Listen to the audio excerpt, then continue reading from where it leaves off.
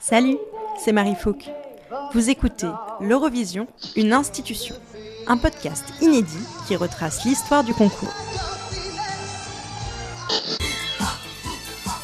Les 65 éditions de l'Eurovision ont été pleines de rebondissements. Entre histoire et anecdotes, ce podcast vous fera voyager le tout en musique bien sûr. Alors, c'est parti.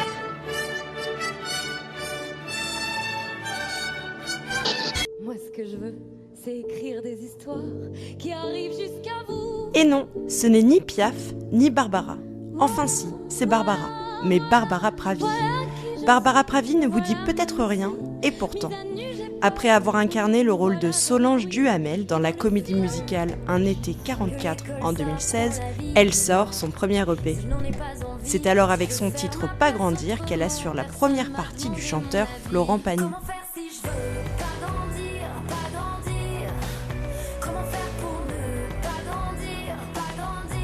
En 2018, c'est sur YouTube qu'on la retrouve, avec sa réinterprétation du titre Kid d'Eddie de Pretto. Le foyer, tu seras jolie, ma fille.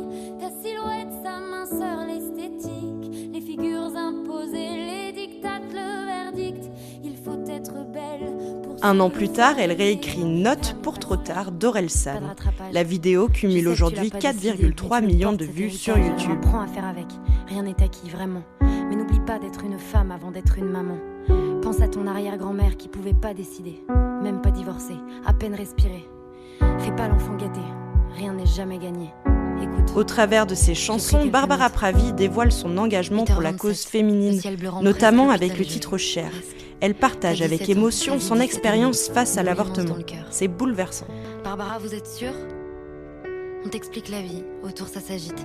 Et puis il y a cette phrase qu'on te jette à la gueule. Mais vous n'êtes qu'une pute, c'est ce qui arrive, bah ouais. Vous n'êtes pas protégée et vous serez peut-être Un an stérile. plus tard, Fallait y c'est penser. du haut de ses 27 ans qu'elle se livre dans une nouvelle chanson. Avec ses sonorités françaises, Voilà lui permet sa qualification au concours Eurovision de la chanson.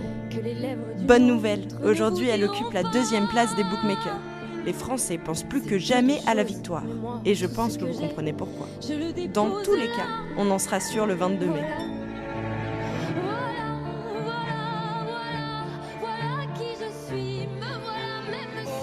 Les anecdotes du concours vous intéressent ? Je vous dis tout dans notre dernier épisode.